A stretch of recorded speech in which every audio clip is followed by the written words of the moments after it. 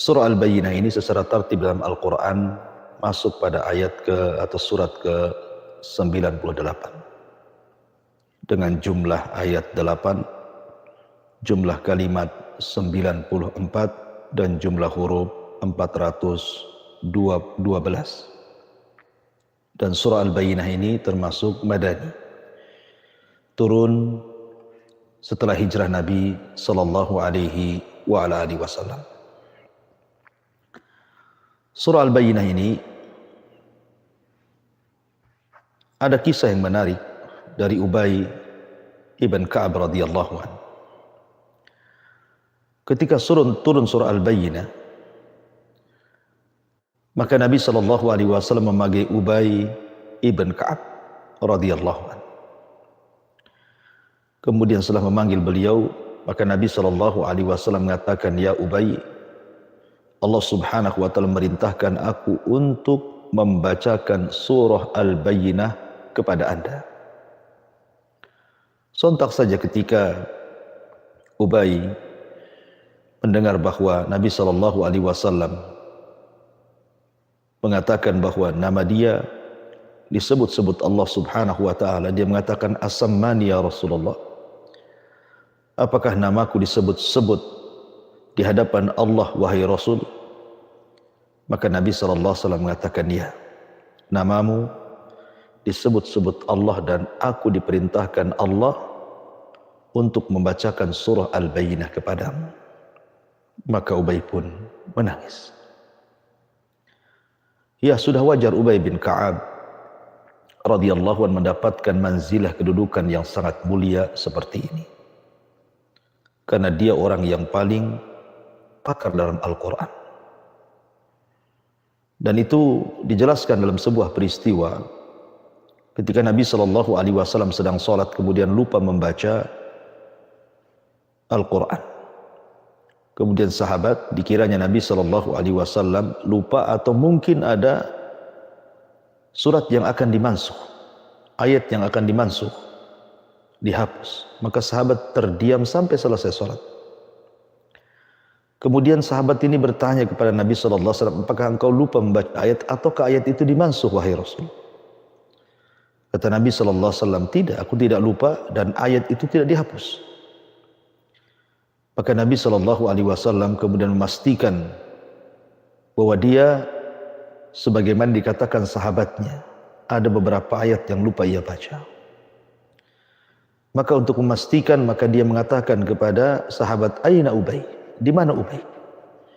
Kemudian Ubay bin Ka'ab pun maju ke hadapan Rasul dan mengatakan, "Betulkah wahai Ubay bahwa aku tadi lupa membaca beberapa ayat dalam Al-Quran?" Kenapa Nabi SAW memanggil Ubay? Karena Ubay yang paling mutkin dalam hafalan Al-Quran. Makanya dia memanggil Ubay bin Ka'ab, menanyakan apakah betul dia tadi lupa baca atau gimana. Maka Ubay pun mengatakan ya. Dari sini menunjukkan bahwa Ubay bin Ka'ab memiliki manzilah kedudukan tinggi di hadapan Allah dan Rasulnya. Makanya di zaman Amirul Mukminin Umar bin Khattab radhiyallahu anhu, dia dijadikan imam salat tarawih selama 1 bulan atas perintah Amirul Mukminin Abu Hafsin Umar ibn Khattab radhiyallahu anhu. Ma'asyiral muslimin yang dimuliakan Allah subhanahu wa ta'ala, di sini Allah subhanahu wa ta'ala berfirman di dalam Al-Quran, dalam surah Al-Bayyinah, Allah mengatakan, "Lam yakunil ladzina kafaru min ahlil kitab wal musyrikina munfakkina hatta ta'tiyahumul bayyinah." Orang-orang kafir dari golongan ahli kitab dan orang-orang musyrik tidak akan meninggalkan agama mereka sampai datang kepada mereka bukti-bukti yang nyata. Di sini Allah Subhanahu wa taala menyebutkan 2 kelompok. Pertama ahlul kitab, yang kedua al-musyrikin. Apa perbedaan ahlul kitab dengan orang-orang musyrikin? Bukankah Allah Subhanahu wa taala menyamakan bahwa mereka adalah orang-orang kafir? Lam yakunil ladina kafaru. Kafaru artinya mereka orang-orang kafir. Siapa? Min ahlil kitab. Dari ahli kitab, wal musyrikin, dan orang-orang musyrik. Secara umum kedua kelompok ini kafir. Tetapi sebagaimana orang-orang yang beriman darajat, memiliki tingkatan-tingkatan, maka orang-orang kafir pun sama darakat, memiliki tingkatan-tingkatan dari yang teringan sampai yang terjelek. Ma'asyiral muslimin yang dimuliakan Allah Azza wa Jalla, para ulama menjelaskan bahwa orang-orang Nasrani itu jauh lebih ringan dibandingkan orang-orang Yahudi dari segi kesesatannya. Tetapi orang-orang Yahudi jauh lebih ringan kesesatannya dibandingkan orang-orang musyrik. Tetapi orang-orang musyrik tidak lebih bahaya dibandingkan orang-orang munafik. Karena orang-orang munafik lebih jahat dibandingkan Yahudi, Nasrani ataupun orang-orang musyrik. Makanya Allah Subhanahu wa taala sendirikan nerakanya sebagaimana firman-Nya, innal munafiqina fi darkil asfali minan. Sesungguhnya orang-orang munafik itu berada di dasar neraka, di intip neraka yang paling dalam. Tentu yang dimaksud munafik di sini adalah munafik i'tiqadi, yang menampakkan zahirnya keislaman dan menyembunyikan dalam hatinya kekufuran untuk menghancurkan Islam. Makanya dia musuh dalam selimut. Ma'asyiral muslimin yang dimuliakan Allah Azza wa Jalla. Lalu apa perbedaannya ahlu kitab dengan orang-orang musyrik? Al-Quran menjelaskan bahwa ahlul kitab, sembelihan mereka dihalalkan dalam Islam. Wa ta'amul ladzina utul kitaba hillu lakum wa ta'amuhum hillu lakum. Jadi makanan ahli kitab itu halal bagi kita. Tentu yang dimaksud makanan di sini bukan makanan sembarang makanan. Karena ada makanan yang bersyirikat antara kita dengan mereka, seperti buah-buahan dan yang semacamnya, tidak perlu dijelaskan lagi. Tapi maksudnya wa ta'amul ladzina utul kitaba hillu lakum wa ta'amukum hillu lahum, bahwa makanan ahli kitab itu halal bagi kalian. Maksudnya di sini artinya sembelihan mereka. Sembelihan mereka halal bagi kalian. Jadi sembelihan ahli kitab Yahudi dan Nasrani itu halal kita makan selama mengikuti syarat. Pertama, menyebut nama Allah Subhanahu wa taala, tidak menyebut nama Uzair ataupun tidak menyebut nama Isa bin Maryam. Betul-betul ketika menyembelih bismillah dengan menyebut nama Allah Azza wa Jalla. Kemudian disembelih secara syar'i. Disembelih secara syar'i artinya betul-betul disembelih di lehernya. Maka secara umum boleh makanan mereka. Sehingga para ulama berfatwa apabila ada sebuah negara yang di situ tidak ada muslimnya, kemudian negara tersebut negara kafir, kemudian mengimpor daging dari negara yang mayoritas ahlu kitab, maka seorang muslim boleh memakan daging yang sembelihan ahli kitab berdasarkan kaidah bahwa hukum itu diambil dari aglabnya, keumumannya. Ma'asyiral muslimin yang dimuliakan Allah Subhanahu wa taala. Kemudian yang kedua, wanita-wanita mereka bisa dinikahi. Wanita-wanita ahli kitab, baik dari kalangan Yahudi ataupun Nasrani, boleh dinikahi oleh laki-laki muslim. Tetapi tidak boleh sebaliknya. Tidak boleh wanita-wanita muslim menikah dengan laki-laki Nasrani ataupun laki-laki dari Yahudi. Tapi kalau sebaliknya boleh. Laki-laki dari kita, wanitanya dari mereka, maka boleh menikah. Ini pun berdasarkan syariat Islam. Menikahnya berdasarkan syariat Islam. Berbeda pula dengan orang-orang musyrik. Karena orang-orang musyrik tidak halal dua-duanya. Sembelihan mereka haram dimakan karena mereka tidak menyebut nama Allah Subhanahu wa taala, dan wanita-wanita mereka pun tidak boleh dinikahi. Karena bagaimanapun Allah Subhanahu wa taala mengatakan, wala amatum mu'minatun khairun min musyrikatin walau a'jabatkum. Dan seorang hamba sahaya tetapi dia seorang mukminah itu lebih baik dibandingkan wanita musyrikah, walaupun cantik, walaupun kaya, walaupun bernasab, walaupun memiliki kemuliaan. Artinya walaupun mereka a'jabatkum, menarik perhatian, tetap tidak boleh. Makanya saya katakan dari awal bahwa kufur itu darakat. Yang paling ringan kufur Nasrani, kemudian di bawahnya kufur Yahudi, kemudian di bawahnya kufur musyrik, dan yang paling parah adalah kekufuran orang-orang munafik. Itulah perbedaan ahlu kitab dengan orang-orang musyrik. Lam yakunil ladzina kafaru min ahlil kitab wal musyrikina munfakkin hatta ta'tiyahumul bayyinah. Apa makna munfakkin? Pendapat yang kuat di kalangan ulama tafsir bahwa arti munfakkin artinya mereka tidak ditinggalkan kecuali datang kepada mereka dakwah. Tidak ada satupun umat yang tidak diutus kepada mereka seorang nabi dan mengajak kaumnya untuk mentauhidkan Allah Azza wa Jalla. Termasuk juga umat Nasrani ataupun umat Yahudi. Makanya Allah Subhanahu wa taala berfirman, "Wa laqad ba'atsna fi kulli ummatin rasulan an ibudullaha wajtanibut taghut." Dan kami utus pada tiap-tiap umat ini seorang rasul, utusan, di mana tugasnya mendakwahkan tauhid, an ibudullah, sembahlah Allah, esakan Allah, tauhidkan Allah, kemudian wajtanibut taghut, tinggalkan sesembahan selain daripada Allah alias taghut.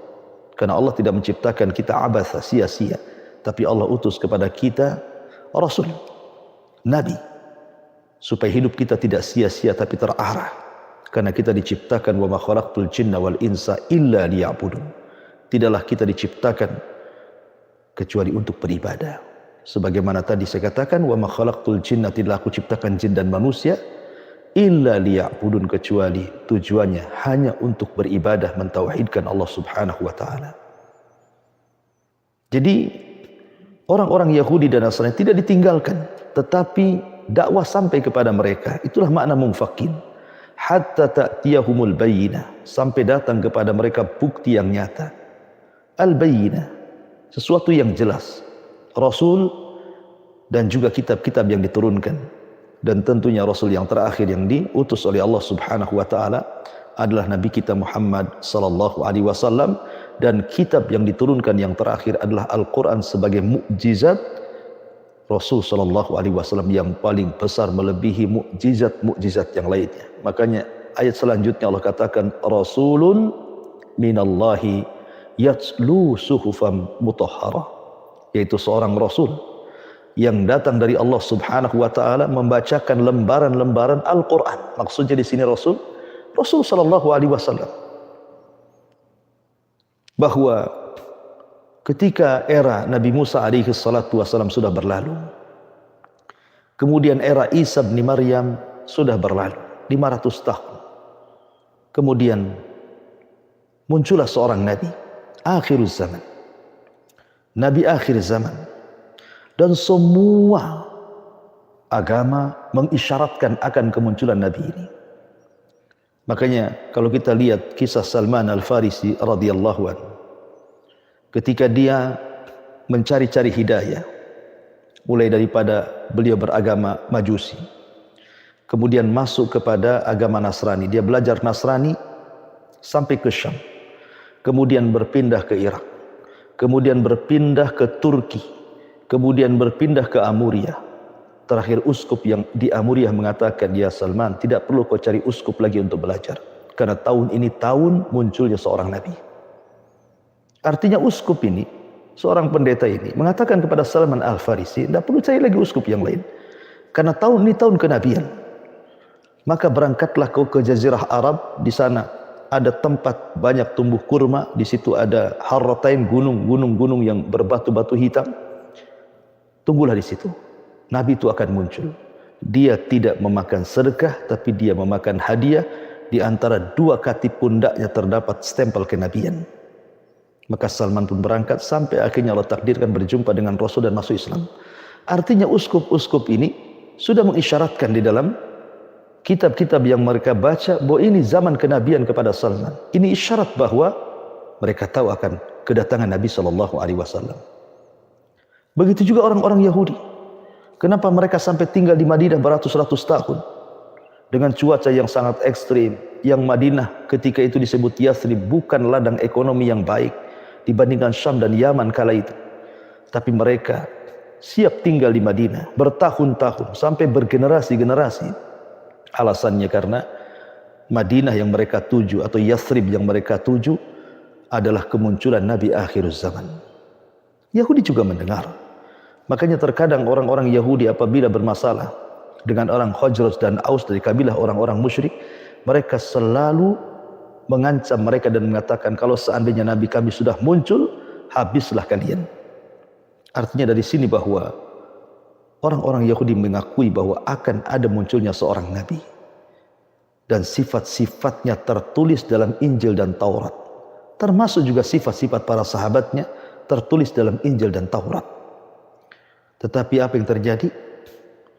Ketika datang seorang Rasul yang mereka tunggu-tunggu, yang mereka gadang-gadangkan untuk memimpin mereka, yang mereka baca setiap hari sirahnya, yang Allah katakan ya'rifunahu kama ya'rifuna abna'ahum. Mereka mengenal Nabi yang akan muncul melebihi anak-anak mereka. Tapi ketika betul-betul Nabi SAW muncul Rasulun minallah, seorang Rasul yang datang dari Allah, utusan Allah, Rasul kita Muhammad SAW yatslu suhufan mutahharah, yang membacakan Al-Quran ke hadapan mereka, kufurlah orang-orang Yahudi. Walaupun pemimpin mereka Abdullah ibn Salam masuk dalam Islam, tapi tidak menggoyahkan akidah Yahudi untuk masuk dalam Islam. Kenapa? Karena hasadnya. Mereka kira Nabi itu dari Bani Israel, rupanya dari Bani Ismail. Maksudnya orang Arab. Kecewa mereka. Mereka kibar, menolak, hasad. Akhirnya menjadi bermusuhan dengan Nabi SAW sejak diutusnya sampai hari ini. Walaupun berbeda pula dengan orang-orang Nasrani. Kebanyakan mereka masuk dalam Islam di zaman Nabi SAW. Kita ingat kisah tentang Nasrani Najran yang datang kepada Nabi SAW kemudian berdebat, akhirnya kemudian Nabi pun membacakan Al-Quran, belakangan satu Najran orang-orang Nasrani semua masuk Islam. Artinya orang Nasrani mudah masuk dalam Islam dibandingkan orang-orang Yahudi, karena memang kekufuran mereka paling rendah, di bawahnya Yahudi, di bawahnya orang-orang musyrik, dan di bawahnya orang-orang munafik. Ma'asyiral muslimin yang dimuliakan Allah Subhanahu wa taala. Kemudian Allah mengatakan, "Wa ma tafarraqal ladzina utul kitab illa min ba'di ma ja'atuhumul bayyinah." Dan tidaklah terpecah belahnya orang-orang ahli kitab, maksudnya Yahudi dan Nasrani. Dan tidaklah terpecah belahnya orang-orang Yahudi dan Nasrani, melainkan setelah datang kepada mereka bukti yang nyata. Tidaklah terpecah belah ahli kitab Yahudi dan Nasrani, melainkan setelah datang kepada mereka bukti yang nyata. Wa ma tafarraqal ladzina utul kitab illa min ba'di ma ja'atuhumul bayyinah. Pertanyaannya di sini, Allah Subhanahu wa taala tidak menyebut orang-orang musyrik dalam ayat keempat. Padahal dalam ayat pertama Allah menyebutnya ahlul kitab wal musyrikin. Tapi di sini Allah tidak mengatakan wa ma tafarraqal ladzina utul kitab wal musyrikin, tidak. Allah hanya mengatakan wa ma tafarraqal ladzina utul kitab, tidak ada musyrik di sini. Illa min ba'di ma ja'atuhumul bayyinah. Kenapa? Kenapa Allah hanya menyebut Yahudi dan Nasrani? Dan Allah tidak menyebutnya orang-orang musyrik? Karena hanya orang Yahudi dan Nasrani yang mengetahui tentang kenabian. Orang-orang musyrik tidak tahu. Karena tidak diturunkan kepada mereka kitab dan tidak diutus kepada mereka rasul-rasul. Berbeda dengan orang Yahudi. Dari zaman ke zaman Bani Israel diturunkan kepada mereka atau diutus kepada mereka ribuan para nabi. Ribuan, bukan satu dua, ribuan para nabi. Yang disebut dengan Anbiya Bani Israel, nabi-nabi Bani Israel. Terkadang satu daerah bisa 2-3 rasul diutus. Walaupun kebanyakan mereka fariqan kadzabtum wa fariqan taqtulun. Sebagian Yahudi ataupun Bani Israel yang membunuh para nabi, dan sebagian lain mendustakan para nabi. Begitu juga orang-orang Nasrani. Telah tercatat dalam kitab-kitab mereka bahwa akan muncul kenabian Rasul akhir zaman. Tapi sekali lagi, setelah betul-betul muncul Nabi SAW di kota Madinah, kemudian mendakwahkan dakwah Islam, mulailah orang-orang Yahudi terpecah.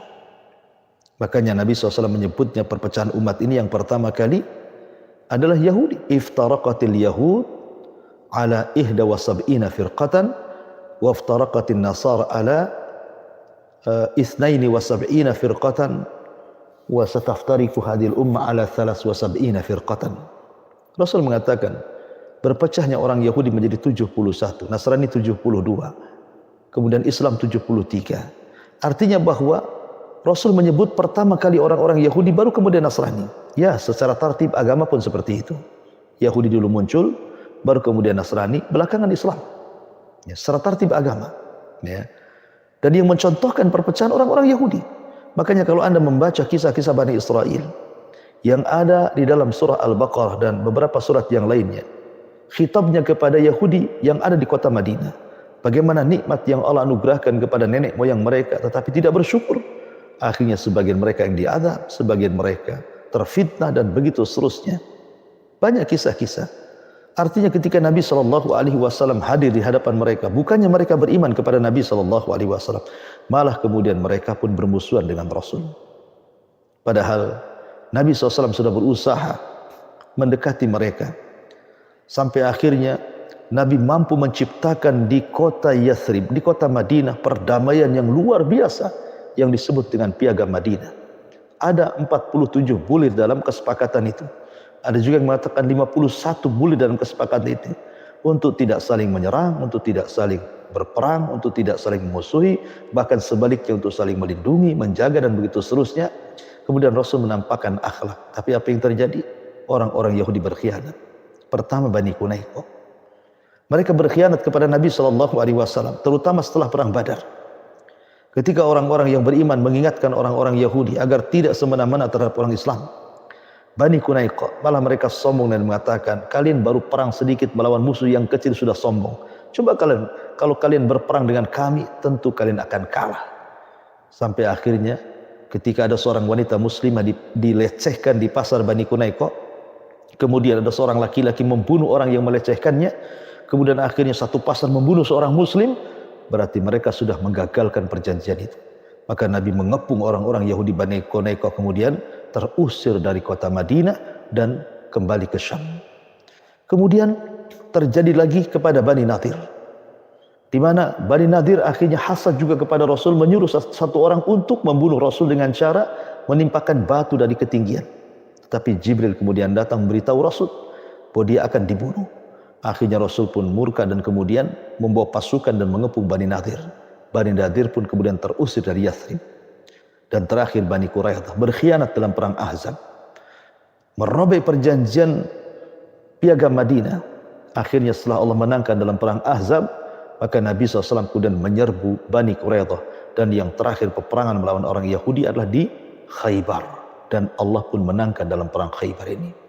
Artinya orang-orang Yahudi berusaha terpecah, mereka terpecah belah, tidak mau menerima kebenaran. Begitu juga sebagian orang-orang Nasrani juga sama. Walaupun sekali lagi di zaman Rasul orang Nasrani lebih lembut, karena lebih menerima ajaran Nabi SAW. Seperti ketika Rasul berada di Taif, ada seorang laki-laki namanya Adas, dan dia seorang Nasrani dari Nainawa, dari Musil, Irak. Kemudian setelah Nabi SAW mengajak dia masuk Islam, dia pun masuk Islam. Bahkan satu kabilah Najran, semua masuk Islam karena dakwah Nabi SAW. Inilah mungkin sampai 4 ayat, karena juga surah Al-Bayyinah juga panjang, tidak mungkin saya selesaikan karena waktu juga. Insyaallah kita akan sambung di minggu depan.